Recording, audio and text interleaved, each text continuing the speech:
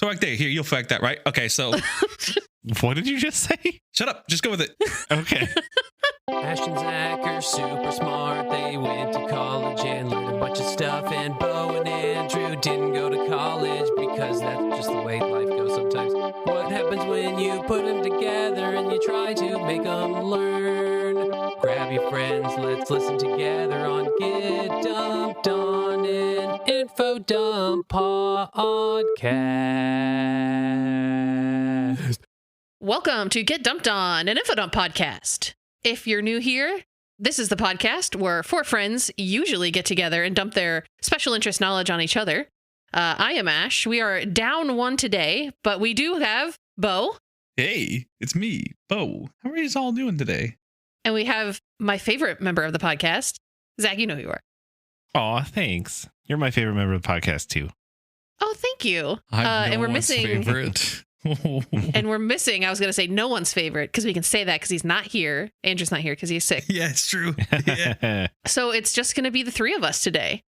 That's wild. We're going to be doing kind of, I know, have we've never done just three of us, have we? No, I think every time we've someone, like, I think only one person has missed something, and that was been me, but we brought someone in to cover for me. Today we couldn't get anybody, so we said, fuck it, let's just leave three. Yeah. Triple trouble. Oh my God, watch out. Hey. So nice, we did it 3 times. Let's go. Triple trouble. All the burger. Up To add We're Trice to the is chaos. Trice is nice.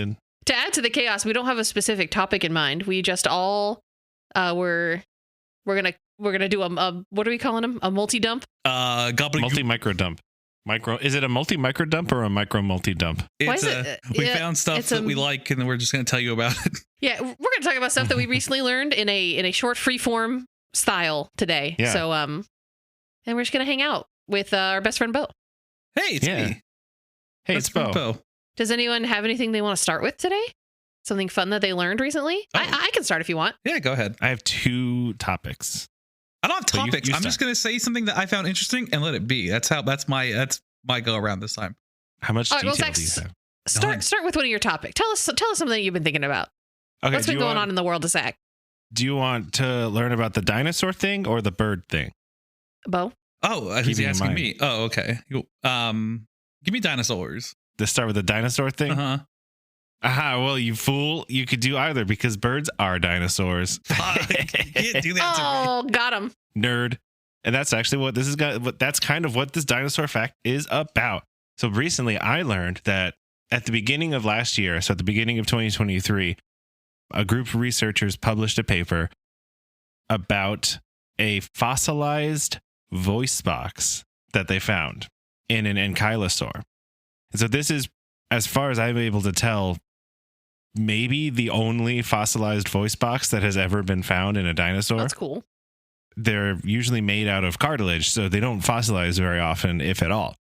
And it was, I guess, a little bit mangled, but it was essentially the entire hyolaryngeal apparatus, which Whoa. includes the hyoid bone and like Cool. all of the different muscles that make up the larynx. Bo, quick, what does an ankylosaurus sound like? I think they sound like Well, let's talk about that. So I read the paper that was published. It was by J. Yoshida, Y. Kobayashi, and M.A. Norell. An ankylosaur larynx provides insights for bird-like vocalization in non-avian dinosaurs. And you can actually read this for free. They made it open access, which is rad. love that. Please stand. And so essentially what they figured out is they realized that a fossil of Pinacosaurus, which is a medium-sized species of ankylosaur, has this fossilized hyolaryngeal apparatus. And they measured it all over, the full like morphometric analysis of all the different bits, and determined that it would have been able to be very, very vocal, like a bird. Specifically, the Oh. quote is loud and explosive calls as in vocal reptiles and birds. Oh, And it could indicate that they were able to breathe like birds do as well, which is even more evidence for the idea that birds are dinosaurs, that avian birds birds are avian dinosaurs, is essentially. So the distinction now is made between non-avian dinosaurs and avian dinosaurs, which is fun. I don't think that there's really any debate left in the scientific community over whether or not birds are dinosaurs. I'll debate it. Are you in the scientific community, though? Yeah, I am. I have a degree. They call what's your counterpoint? Dr. Bo. Birds are smaller, so take that. They don't seem so. Well, they're small. They're small dinosaurs. Not really. Yeah, they're small dinosaurs. I've never seen any. I've seen big ones. Archaeopteryx is tiny. Oh, now you're just making up words. I can make up words too. The bird is also tiny. See? Velociraptor is like the size of a turkey in real life. You're a turkey. Turkeys are scary. Turkeys are scary.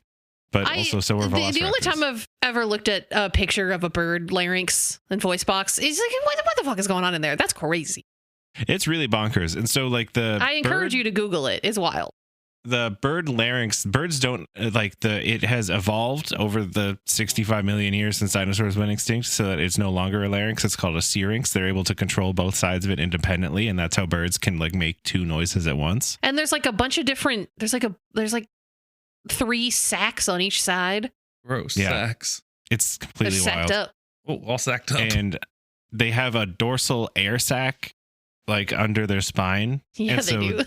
This kind of connects with the research suggesting that dinosaurs may have had a dorsal air sac for vocalization, just like birds, because while the sac has not been found. What the fuck? Yeah, keep talking about sacs. I love it when you talk about they sacs. have a bird like the arrangement of their rib joints is bird like. And so this means this is kind of like this together points to the fact that they may have had probably an air a sac like all up in birds do. there. And so they would be able to use the larynx to modify the sounds that they create in this like dorsal air sac. So they could like rumble like a crocodile and modify the sounds with like the bird like voice box. That's wild. I want to hear that so bad. Yeah, I wasn't able to find any like reconstructions of the sound, but I'm sure. Yeah, I mean, I want to hear it with my own ears. But for reference, Pinacosaurus is a medium-sized species of ankylosaur, and so it would be about waist high if you were standing next to it, but it would be 16 feet long and weigh 2 tons. And if you don't know what an ankylosaur is, they're the ankylosaurs are the armored ones. They're herbivores. They've got a really cute beak. They got a big wide head. Their bodies are covered in like spiky, bony armor. And they've got the club tail. You know about the club tail, right, Bo? Oh, big club tail guy. That was my nickname in high school. Bo Club Tail. They could spin around and whack stuff with the club tail, which is great. I love it. Free mace on your butt. Yeah. So to quote for people, I don't understand a lot of this, but you might understand this. Here's the quote kind of summarizing the idea is the larynx of Pinacosaurus is composed of the cricoid and arytenoid like non-avian reptiles, but specialized with the firm and kinetic cricoid arytenoid joint, prominent arytenoid process, long arytenoid, and enlarged cricoid as a possible vocal modifier like birds rather than vocal source like non-avian reptiles. Although bird-unique vocal source syrinx have never been reported in non-avian dinosaurs, Pinacosaurus could have employed bird-like vocalization with the bird-like large kinetic larynx. Weird. So that's fun. Also, did you know that reptiles are the group of animals most closely related to birds? And of the reptiles, the crocodilians are the most closely related, which is weird that crocodilians are super closely related to birds. They don't fly. Yeah, exactly. It's like basically the most important aspect of being a bird.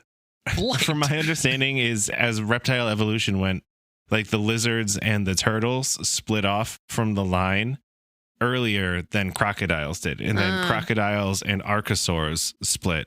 And then archosaurs became dinosaurs, which became birds. And crocodiles just kind of stayed as crocodiles. For so long. Yeah, it's wild. So that was my thing that I learned. That was my first thing that I have. I have 2 things. That was the first thing. Okay, well, it was pretty cool. Let's come back to you. Let's separate them. Yeah. I want to separate them. Yeah. Bo, did you know that the hyoid bone is the bone that they use to determine if somebody was strangled to death? Yeah. It's the bone in the front of your esophagus. Good bone. Anyway, who wants to go next? I'll do it. Yeah.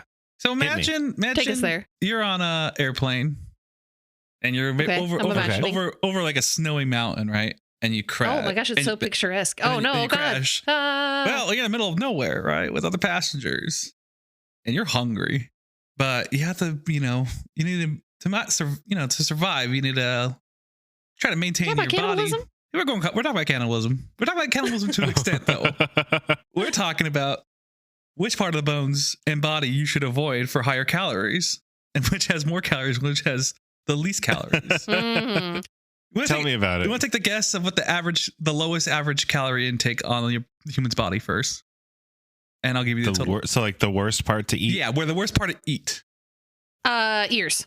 We got ears. Nose. Ah, no, wrong. The teeth. Teeth give about 36 Oh, calories. yeah, totally. I didn't even consider that think as about edible. that. Like, I didn't think that you could even eat Well, that. when you're getting desperate, like Can you that. even can you Digest like that? if you swallowed a tooth whole, would you even digest it, or would you just like shit it out like corn? Well, I think you'd mash it up a little bit. Get a How would your Oh, teeth God. chew Oh. other teeth? Oh, How is oh that God! possible? Yeah, like in a mortar and That's why you're pestle or something. That's why you grab a frozen rock and you smash it. It's like think of it- Oh Oh, God! treat it more grind like it up. treat it more like seasoning. It's a seasoning. Yeah, just seasoning. You know what goes really great with a thigh bone is a little bit of tooth powder. Oh God! I don't have numbers on these, but you should also, when you resort to cannibalism while you're trying to survive, ignore kidneys and the pancreas as well. Oh yeah. Oh yeah. Oh yeah. Wait, Yeah. you shouldn't eat those? No, I you thought shouldn't. that those were good. No, Aren't those like the sweet breads or something? Yeah, but if you want to maintain calorie intake and not starve to death, you need to avoid those and teeth. I mean, let's be real. Shouldn't you be eating everything?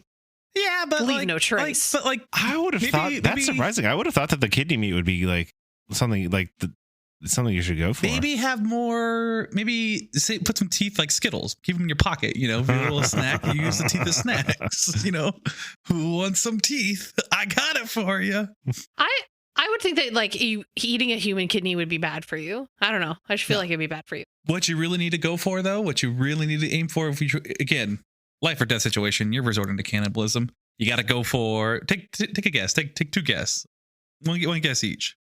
the thigh meat. The thigh. I would go for the thigh. Ah, yes. You would also the thigh meat is the highest average calorie. Besides, actually, no, that's right. Never mind. Yeah, thigh meat. Thigh meat. You want to go for thigh meat and ass meat. So Yeah, the ass. The second choice would be the ass. Yeah. So you want to. I feel like ass meat would have a really nice marbling to it. The Maybe thigh, like a ribeye. the thigh area has the most calorie intake of about 13,000 calories for just the thigh alone.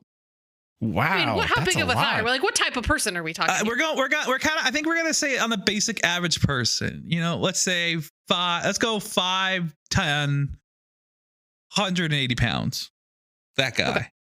Okay. But it Yeah. would be less if you've been wasting away in a whale-boat for Well, yeah, a month Yeah. and a So half. so eat them early is what you're saying. So go for the fat guy first, is what I always say, because that's some good. That's a waste of calories. You got to eat them. But all in all, for the whole body as far, so if you just go on whole thighs, whatever, if you after want to go some skies, you want some you want a little what do you call it? A side dish? Skin is good. The average skin calorie count is 10,000 calories for the skin. Oh, I don't want to do that. Now the whole skeleton count itself is 25,000. So if you get desperate and want to gnaw on some bones or use them as toothpicks, 25,000 calories ain't bad. The marrow would be pretty good. Mm-hmm. So the whole body itself, like the tissues and everything like that, for like the tissue, muscle, all that stuff like that, the whole value of a average human body is 49,000 calories. Wow. Yeah. How much of it is in the dong? 5,000. Wow. You just made that up. I just made that up.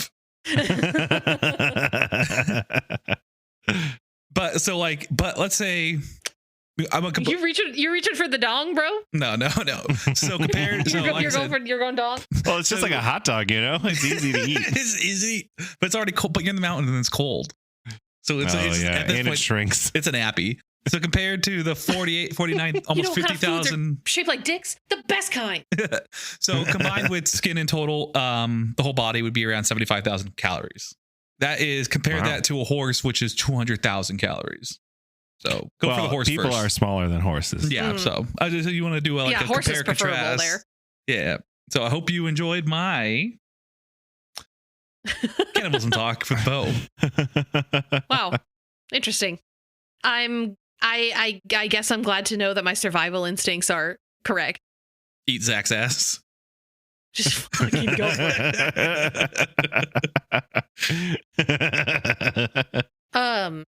Speaking of little snacks, mine is this is what I learned recently. Did you know that the inventor of the Pringles can had some of his ashes put into, and he was buried in the Pringles can that he invented? That's pretty cool. That's pretty great. cool. Yeah, his name was Frederick Bauer, I believe. Frederick Pringle Brower. When he died, he was like, "Hey, can you put some of my ashes in the can?" And they were like, "Hell yeah!" So they did. As he's dying, my final wish is to be a Pringle forever. Can you do that? Become one with the can for eternity. But yeah, that's pretty sick. I mean, if I invented something like that, I'd be like, hell yeah, fucking bury me in that shit. Yeah. And it's such a perfect container for that, you know? It's like... So true. Yeah. Now, if you were to be buried in a Pringles can, what flavor of Pringles would you want to be buried in? I was going to ask this question. Same brain. I'm going sour cream and onion. I'm going sour cream, onion, or pizza. Pizza. Yeah, that's what I was going to say. I don't like the pizza ones. But I'm a big boy, so you could give me two. One for my dad, one for my mom. My other question is... Someone's like, oh, cool, Pringles. No. No. That's my son. Do not eat my son unless you're starving. Eat his ass.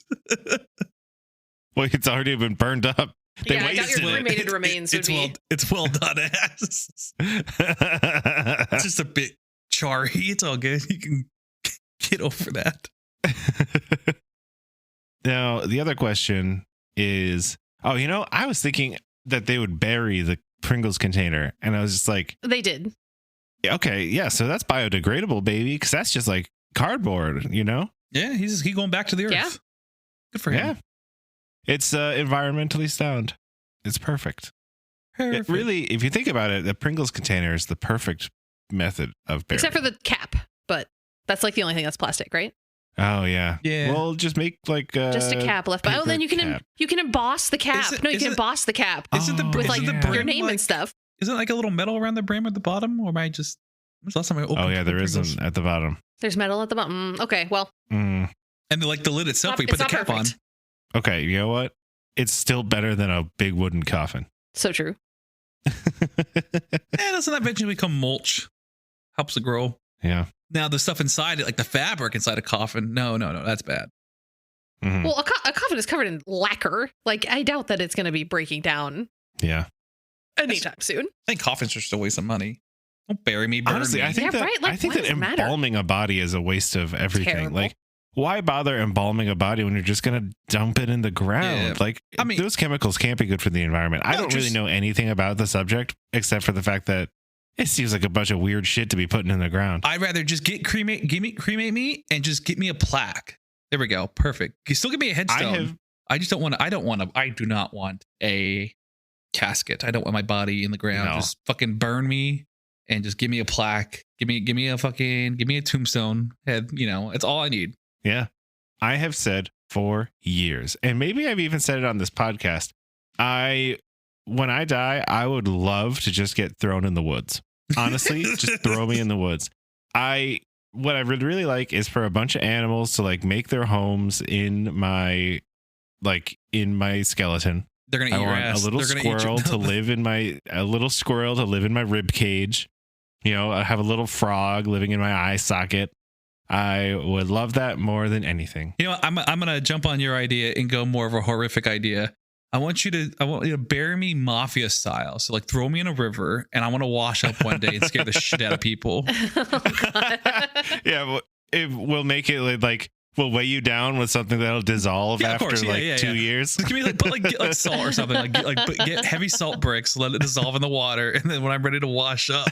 And then once you wash up, you just do it again? Yeah, if you find it, I put this on my sign. Please return to the water. Mary Roach wrote a very good book about different like death processes. Mm-hmm. It was called Stiff. Here we go again. Oh. And the one that really stood out to me was a thing I believe in Scandinavia at the time where they just like freeze you and then break you apart into a gabillion pieces and then turn you into compost. Ooh, That's pretty great. Get back to the earth. And I love that. If that's a thing, that would be cool. The one that has always stuck with me are the sky burials that they do in Nepal or Tibet. I don't remember where exactly, but they basically like break up your body and leave you out and let you get eaten by vultures. That's pretty metal. Yeah, it's pretty sweet. And then I'm you down like for that. are returned. You're returned. To the You're sky. like you're returned to the sky. And eventually you get shitted out by vultures. But the important thing is that you sustained those vultures. If I can't be cryogenically frozen and broken into a billion bits, I would like to be cremated and have my body thrown in the ocean. With cement, With, like, as ashes? with cement feet as well. You want to do what I do?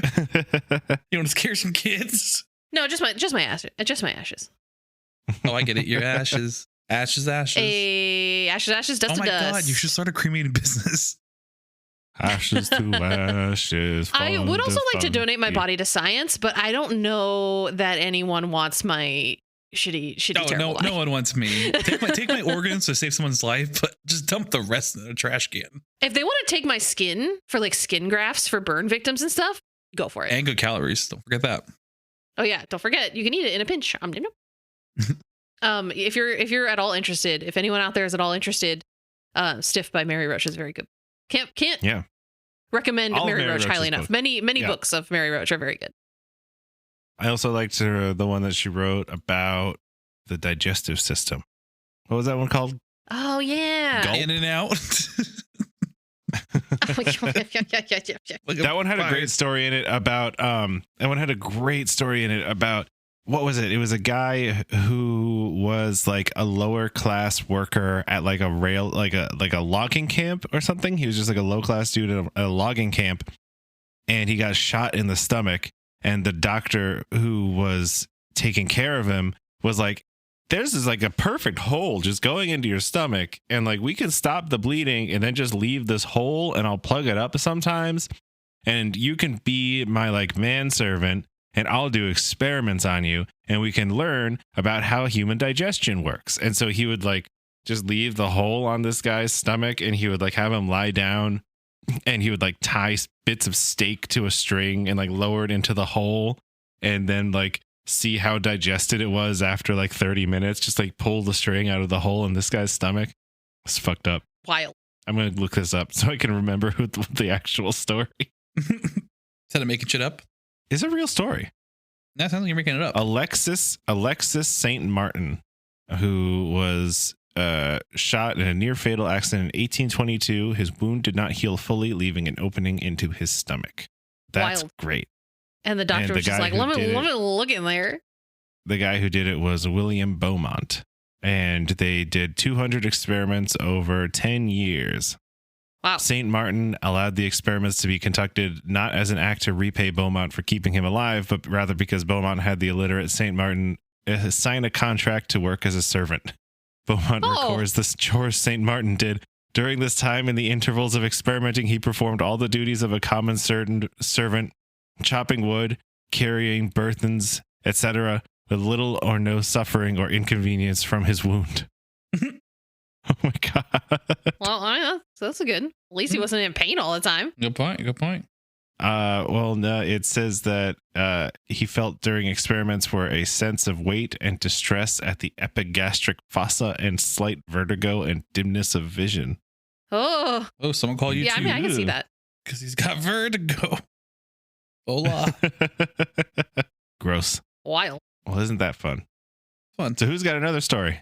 I can do some sound offs right quick. Just throw out some stuff right there. What am I do? I'm not What going do to you mean by elaborate. I'm not going to sound offs? elaborate them. I just got them right. All So right. I have a lot of things open for just small entertainment entertainment facts that are cool. Okay. I'm just gonna fucking rapid fire. Like facts Bo. about entertainment or facts that are entertaining? Entertainment, like they're in the entertainment area.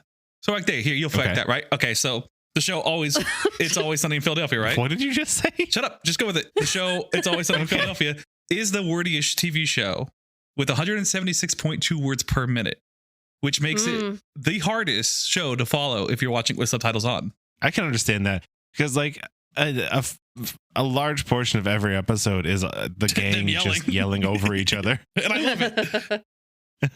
Perfect. This will insult you, Zach. 50% of vinyl. Why? 50% of vinyl record buyers don't even own a vinyl record player. Well, I do, so it's fine. I know, but people are just like, I have 3. I know, but you're ahead of your time. Works. People like you are what we like, but people like for collections, ew. Don't be hipsters, all right? How about this one? Steven Seagal backed down a fight from Jean-Claude Van Damme after Jean-Claude Van Damme called his bluff at a party hosted by Stallone. All talk, Mr. Seagal. I can see that because Steven Seagal's a bitch. It's very well documented that he is a bitch, especially on this podcast. You've called him a bitch on this podcast. Everyone listen to I think it's a 2-parter of Behind the Bastards about Steven Seagal. He's a real piece of shit. And it's got Sean Baby, who is a OG internet comedian, which is great. My favorite Steven Seagal story is that he was sparring in front of a bunch of people, and the guy that he was sparring with like did a kick, like kicked his legs out from under him, and he shit his pants. I love that. Good, he deserves it because he's a piece of shit, like you said he is. He also killed a guy's dog once. Same. But let's get here to there. He was doing this like thing where he was somehow managed to talk his way into letting some cops in some crappy little town let him play cop with everyone, and they were trying to get into somebody's house to arrest him, and he just like drove a tank through the wall and like killed this dude's dog. Oh, that's damn, sad. I'm sad. Absolutely wild. Justice for. Oh yeah, he was best friends with Joe Arpaio. Who Sheriff Joe Arpaio is a very famously terrible and racist sheriff in Arizona. I never heard of him. Well, you're better off. Okay, good. All right, two more. Do you know famous rapper Iggy Azalea? Yeah, she just retired from making music. Mm-hmm. Do you know how she got her stage name? Oh, is it like one of those MySpace find your rapper names things where it's like your like the name of the street you grew up on or something? You're close, but it was the name of your porn star name. So her porn's the little Facebook things like, oh yeah, what street you grew on and your whatever your last 8 or whatever. Yeah, she got it that way. That's how Childish Gambino got his rap name. It was like a Wu-Tang name generator. I love it. On the internet. What's your food truck name? It's what you call your grandma and the last thing that you ate. I call my grandma Grandma Burrito. Grandma's Burritos. Grandma's Burritos. All right. All right, last one. I don't remember if we talked about this. I think we did. Why do I feel like have we talked about tennis balls before? In what tennis way? Tennis balls. Okay, never mind. Tennis balls used to be black and white. Did you know that? Oh. But they changed for yellow for TV viewers thanks to David Attenborough's suggestion. Oh. I think I knew that. I feel like we talked. I don't know. I feel like we had talked about tennis balls. We talked about a lot of shit. For some reason, I think tennis balls would show up one time, but because David Attenborough was like the head of the BBC or something at the time, right? I think so. Like he was a big deal. Yes, he was the director of programming for BBC, and that's why he like became famous for narrating documentaries. Right? Is because he was just like the guy who was around when they needed somebody to narrate documentaries, and he was like, yeah, I'll do that. That sounds great. And then it just kind of became the thing that he was known for the most. Is that true? That's rad. I think I wish that would happen to me. I can make it happen. Cool. I'll just narrate it. I'll never hate your life. And his brother was in Jurassic Park. Oh. He was John Hammond. Oh. Today I learned. That's David Attenborough's brother? Richard Attenborough, right? Oh my gosh. Oh my gosh. Those Attenboroughs. Yeah. Richard Such Attenborough. gravitas. Look at him go. That was it. That's Bo's rapid fire of entertaining facts. Boom, boom, boom, boom, boom. The pitter patter of one fact after another. I don't know why I did that voice. Thank you. Do you want to hear my bird fact? No. Oh. Because it's a dinosaur fact. Got him. It's dinosaur fact. Or Ash, do you have another one? Should I go last so that I can bookend the episode? I mean, if you want. I want to talk about chickadees. Chickadee. Talk about chickadee. Take us there. My window. Sorry, go ahead. All right. I have a lot of things I want to say about chickadees. So avid listeners of the pod know that we started with bird facts, started with the bird nerds episode. That So was the this first is just episode, an addition to the bird nerd episode, because I never stopped thinking about birds. And in fact, I think about birds more now than back then, because now we live in a house and I put up a bird feeder in view of my computer desk. Many good birds. And I am looking at birds all the time. Let me tell you, there's nothing better than having a bird feeder that you can see from your desk, because I am just looking at birds every time I look out there, like during the day. There's birds doing something cool. It's nighttime now, so I can't see if there are birds. I can't see them, but I have identified individual birds. Like, I love it. I know which birds are more common. It's one of the cutest birds. One of my favorite birds are chickadees. We get black-capped chickadees here. There's a few different species. But they're great. They're tiny little songbirds. They've got a black top of their head and they've got a little black chin strap. They like to grab sunflower seeds from the feeder and then they fly away to hammer them against trees to get them open, because their beak isn't strong enough to open the sunflower seeds like a cardinal's is. And then they also like eating bugs and stuff. Do you have chickadees in California? No. Do you know what a chickadee looks like? Yeah, a little bird. Like, I don't know. Sorry. You don't know? I don't know what they look like. Hold on. I'm I'll holding. put it in the chat. Okay, here. I'll kill some dead air. Hey. Oh, it's a little chickadee. I don't think we have those. Why do you ask me? Ash lives in California too at one point in her life. Yeah, I think, yeah. I don't think they're the same kind. I think that they're a different. I think they might be mountain chickadees, which are more of a West Coast chickadee, perhaps. Well, there you go. Yeah. We have the black-capped chickadees. And so black-capped chickadees are the state animal of Massachusetts and Maine. State bird. It's not state animal, state bird. For those of you who may not know what a black-capped chickadee looks like, it's a little perfect ball of fluffy cuteness. And they have a little black head and little stripy wings and the teeniest, tiniest little beak. Little tiny beak. They're It's like so basically great. a perfect circle. Yeah. Especially in the winter when they're all puffed up. So one thing that I want to talk about, so this is kind of similar to the dinosaur fact before, in that it's about how they like their vocalizations. They have a lot of different calls, and the most normal call is they call it, like, the official is a Phoebe call. It's like Phoebe, but I prefer to think of it as cheeseburger because it's funnier. And so Sega. It sounds more like Phoebe. I'm gonna be honest. it does sound more like Phoebe, but she's calling them cheeseburger birds is funnier. Yeah, It to me doesn't at least. really sound like cheeseburger that much, but it's okay. If you think about it, though, it does. I can't stop thinking about it. Oh my god. But so males will modify this call to be higher frequency if there are a lot of birds calling at once and they need to be heard over this cacophony of other birds, which is fun. But the chickadee name comes from their social call, which is a chickadee dee dee dee, like chickadee dee dee dee dee, chickadee.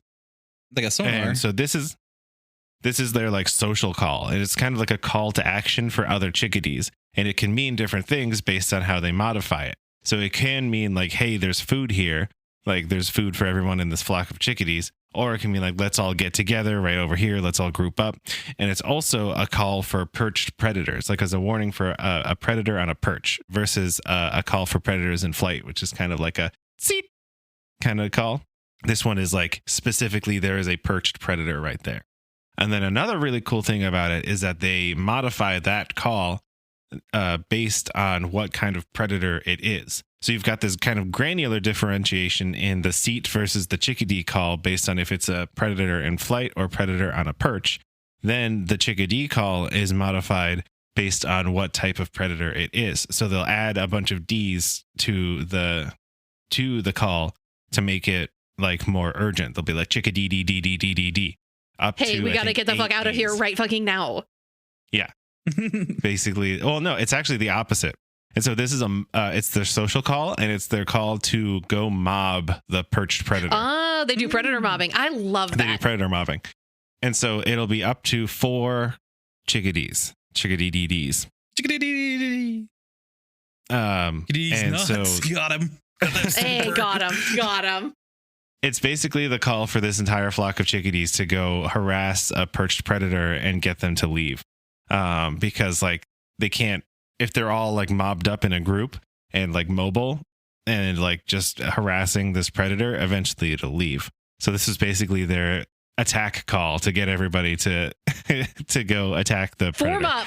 Form up, boys. And so I found a paper by Christopher N. Templeton et al.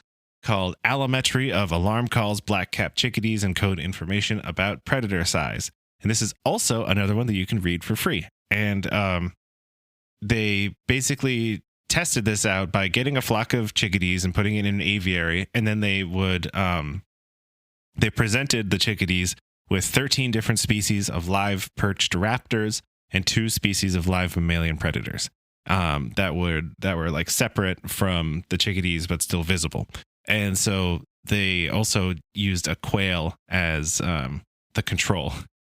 And so basically there's a really strong correlation that smaller predators would get more Ds. And the theory is that the smaller predators like the saw-whet and pygmy owls are more mobile. They're more maneuverable, and they're a bigger threat than some of the bigger birds like a great horned owl or a gerfalcon or like a peregrine falcon or even a Cooper's hawk, because they're less maneuverable. And while they will also eat birds in flight, they aren't like the chickadees will be able to outmaneuver them. Yeah, dude, let me tell you about chickadees. They're very cute in pictures, but the little fuckers are fast. They like they're so dart fast around, and it like activates my fight or flight because I'm like, oh, God, they're fucking flying.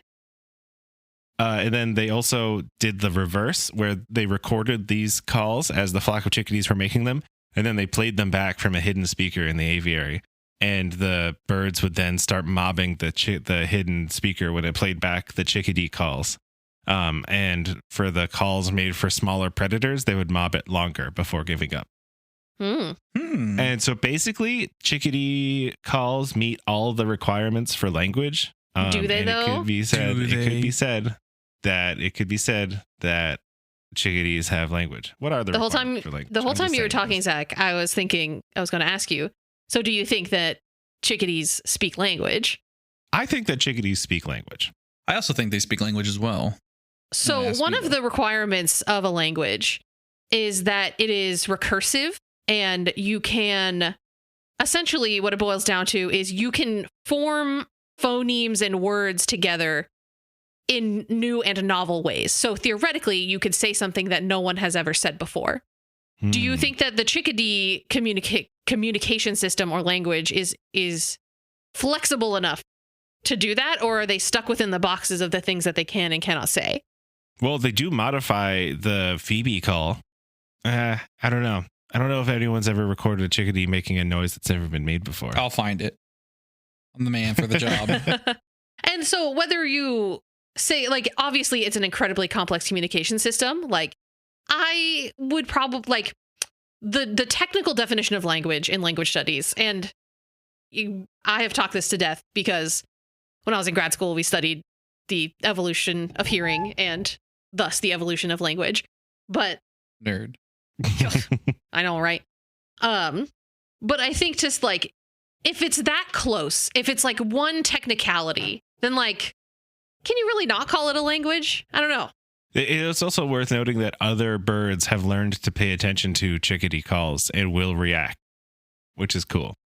So like other birds will react to chickadee alarm calls when they're doing the seat call, and like, very hide similar from the predator. To vervets in primates. They have a very complex communication system as well. Oh wait, table that, because I have a little bit more to talk about for chickadees, and then I want to hear about these vervets. Also, before you move on, a species of tarsier also does predator mobbing for snakes, where like a bunch of them will get together and just like slap the shit out of it. It's great. Just slap the shit out of that snake. So other cool things about chickadees is that they have really good memories, and they're better than most birds when it comes to finding cached seeds. So like seeds that they've hidden for the winter time. And fun fact is that squirrels are terrible at it. Squirrels are always like hiding nuts, and they only find like a fifth of the nuts that they find that they bury. I don't have an actual number for that. Don't quote me on a fifth. Oh, I'm quoting it. Everyone. They only find a small proportion of the seeds that they bury. And actually a large amount of like tree growth can be attributed to squirrels burying acorns and shit and then forgetting about them completely. But chickadees are great at caching seeds and finding them again. And their brains have a really amazing plasticity. Their brains can change a lot. And so over the course of the summer and fall, their hippocampus gets bigger and bigger and bigger, which is responsible for memory, I'm pretty sure. Is the hippocampus responsible for memory? Yes. That's a great question. But the point is I can tell you how many calories it has. How many calories does it have? A lot. But the point is that the chickadees, yes, the hippocampus is a complex brain structure embedded deep into the temporal lobe. It has a major role in learning and memory. And so during the winter, the chickadees hippocampus is 30% larger than usual. Then during the spring, it shrinks back down to normal size, which is about the size of a raisin, because they can just find food wherever. But while they're trying to remember where all of their seeds are, their brains are fucking huge, which is crazy. Their brains just get yoked? Yeah, their brains get yoked, which is just proof you got to use it or lose it. I'm on the lose it side of this. But then another fun thing is that they can recognize other bird species and know how other bird species act and change their own behavior accordingly. So this other paper that I read, I was just reading papers about chickadees all day today. And by all day today, I mean after I got out of work, between then and now. You didn't need to clarify. You just said all day and everyone would have been fine with this guy reading books all day. Does it not work? Mountain chickadees discriminate between potential cache pilferers and non-pilferers by Pravosudov. We should just put these in the description. But this article is also free to read, which is great. It's from 2008, which might have something to do with it, but it was great. And so basically they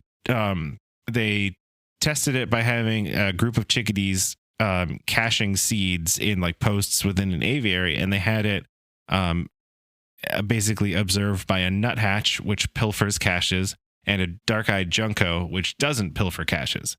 And so the chickadee knew that if the nuthatch was watching it, it shouldn't be hiding seeds where the nuthatch can see them, and they would hide it on an opposite side of the pole where the nuthatch wouldn't be able to see them hiding these seeds. But if the junco was there and they knew that the juncos don't pilfer caches, and so they would just hide it wherever there was an equal amount of seeds being hidden all over the little seed hiding thing. So not only can they recognize which birds are like ones that will try to steal from their caches, they can also think in terms of what other animals can see and like visualize it from their perspective to know where they should be hiding their seeds.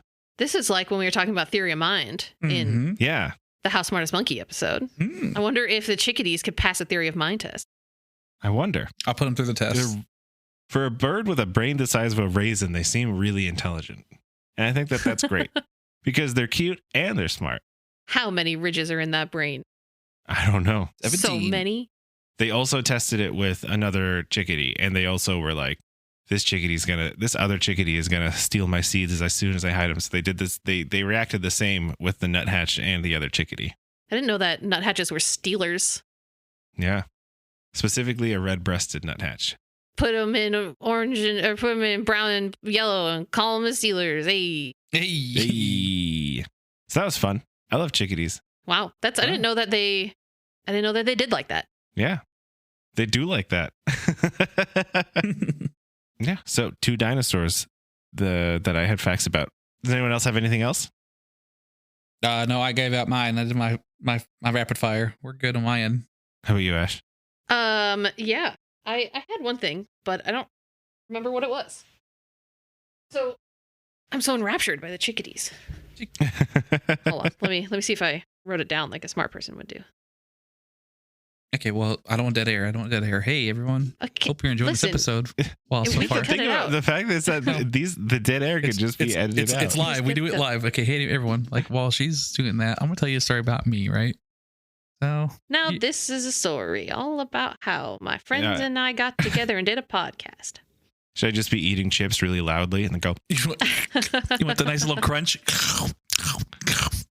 Look at keeping the dead air going. Well, she looks. See, we're good at Someone this. get me a bag of pretzels. I'll give you I a remember bag what of it was. Pringles. Bringing it back. Bringing it back. Lemons aren't naturally occurring. Lemons aren't found in the wild. We like made them. The But, citrus fruit weird. that exists in the wild isn't like a lemon. It's like a citron. It's like weirder and bigger and it tastes different. And we were like, no, we want this specific thing. I got a lemon. lemon. I got a lemon tree. It's nice. Thriving Oh, too. So good. I love lemons. Lemons are my favorite. Well, They're your so lemon good. tree is an abomination. Oh no, so am I though. So fitting. I mean, it's not an abomination. It's just highly cultivated and curated. It doesn't naturally exist. Well, neither do I. I was an accident. Isn't that the epitome of I don't know. I'm just trying to say stuff for funniness, laughs. Let me be. Let me be. if you wanted to know about the vervet, Zach, Oh I yeah. can tell you a little about vervet. Tell me about vervets. They also have a very robust communication system in that they have like a lot of different calls that mean different things. Mhm. But mostly they have specific different calls for different types of predators. And there's also implied through the studies that there's some amount of like syntax in the way that they use the calls. There's like specific structures and things that they do, which is Oh, fun. But yeah, it's pretty cool to think about. Yeah. Pretty neat. It's just so weird.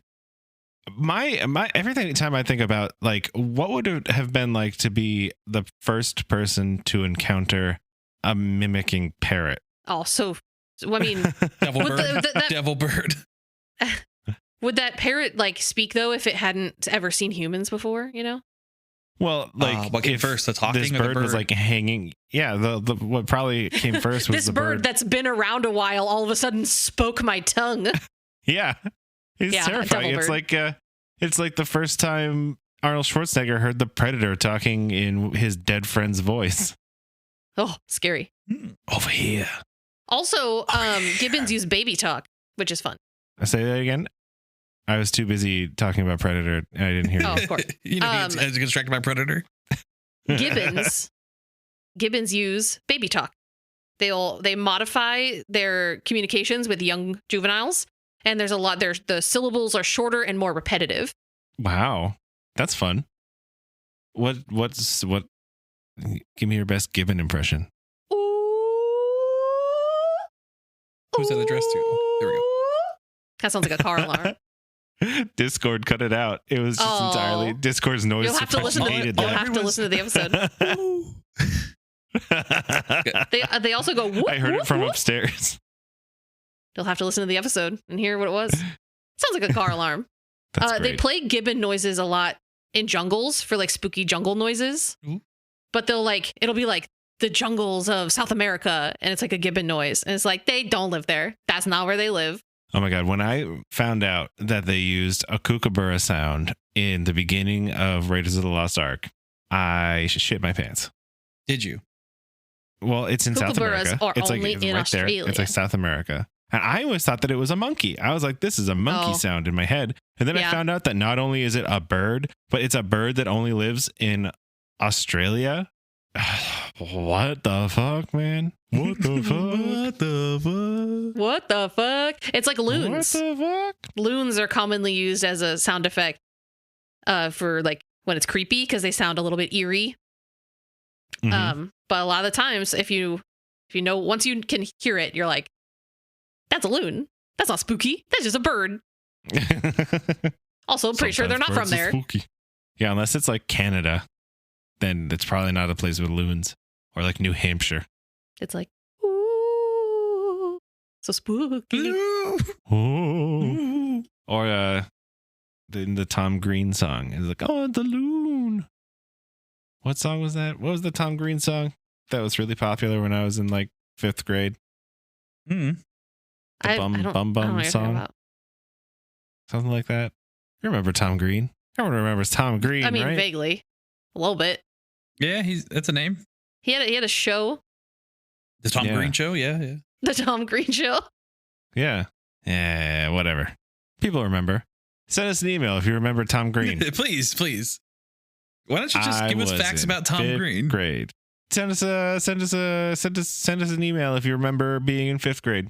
I mean, was What about your I fifth grade remember being in experience? 5th grade. What was the name of your 5th grade teacher? Miss Birch. She's dead now, so I can give her out her name. Mine was very generic, Mr. Smith. That's pretty Mine generic. was Mrs. Avino. Sounds like a water bottle company. If Andrew's here, I don't remember anything growing up. My memories. Oh, I've never remembered anything. Hit my head on rocks for fun. I play hockey, so my head hurts all the time. I've never worn a helmet in my entire life. Yeah, and my knees. It's weird that you remember things. You guys remember things? Oh, you guys are weird.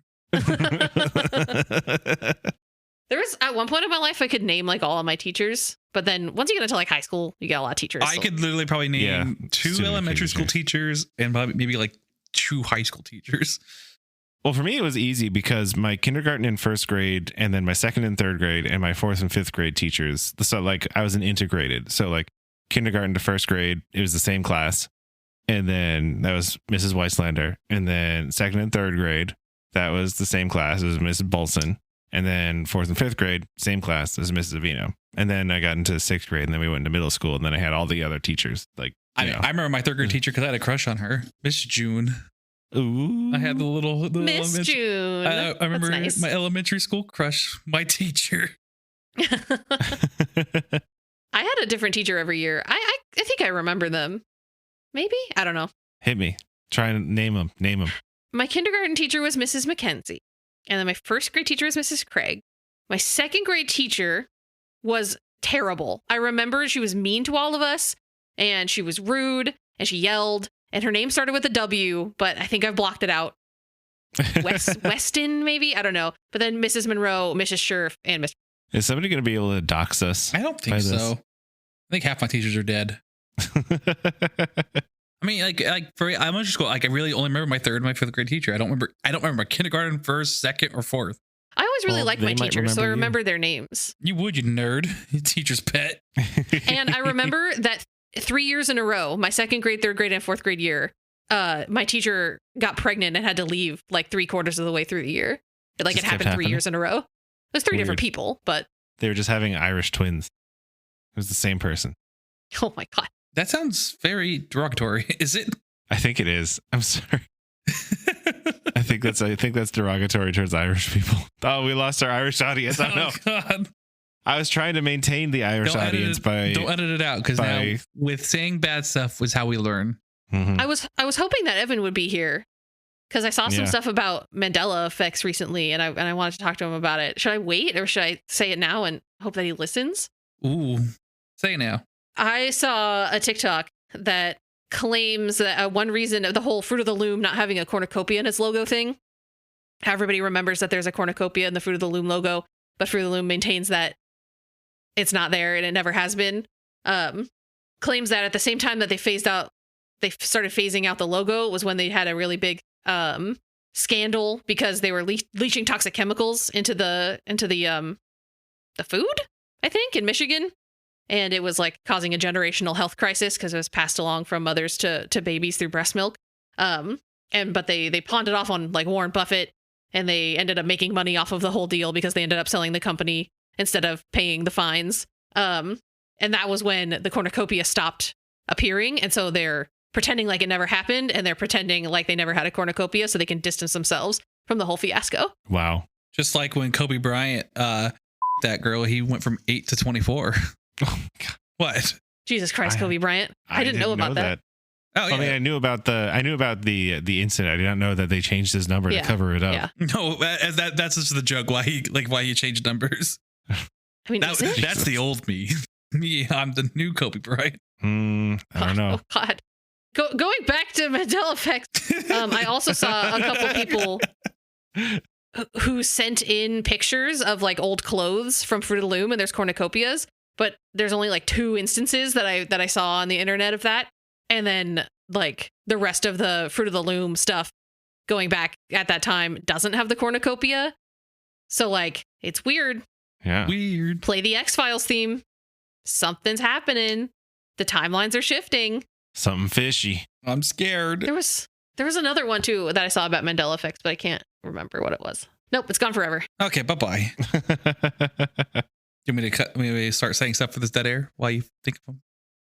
It's dead air time. I'm covering the dead air. There's not dead air. We don't have to bring any sort of. We don't have to bring any attention to the dead air. You can just cut it out. No, Andrew, please cut out the dead air. Do not cut out and the also, dead air. please cut out the discussion of the dead air. No.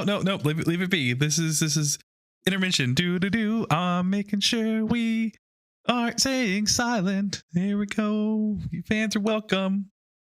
Say something. Now you're keeping us from saying anything because you were just talking the whole time. Well, you can cut me off anytime when you're ready. That's how we say it. Oh, I see. Yeah. I see. Okay. Well. Yeah. Does anyone have any final things they'd like to say before we take this bad boy out of here? Do you guys want to know about or the put origin this bad boy of back dead in the garage? I don't know. You guys want to know the origin of dead air? Do you know the origin of dead air? No, I'm kidding. Tell us, Bo. Tell us. So you don't make money if you have dead air. Sit there in silence and Google it while That could we be wait. a song. You don't make money when you have dead air. You don't make money while you have dead air. Time is money and dead air is wasted. So just keep talking about this and that and nothing talking. You could take it. I feel like this could have ended. Yeah. You can take us out now. Okay, thanks for listening to this episode of Get Dumped On, an Info Dump podcast. I hope you liked that nonsense rambling of the things that we found interesting or learned recently at the moment, which is really the true heart of this podcast. Hopefully I made you hungry. Hey, I read a thing the other day. I wish Andrew was here, just because I bet he would have had something interesting to say. Look, he's playing games right now. He's playing Cat Quest. I'm too sick to host a podcast, but I'll play some cat games. That's my sick Andrew impression. It's very easy to play video games when you're sick. It's so easy. It's great. You just zone out and play a video game. But I can also talk while I'm sick, but I just don't want to be a distraction. Anyway, thank you for listening. If you like this episode, go back and listen to some other episodes.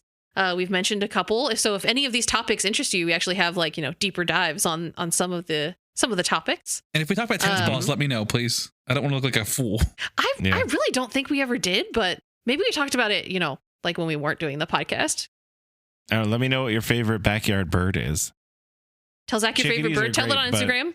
Leave us a comment on this post that we make about this episode about your favorite bird. Chickadees are only my second favorite. My first favorite, my heart belongs to the tufted titmouse, which is related to chickadees, but they're cuter. They're really cute.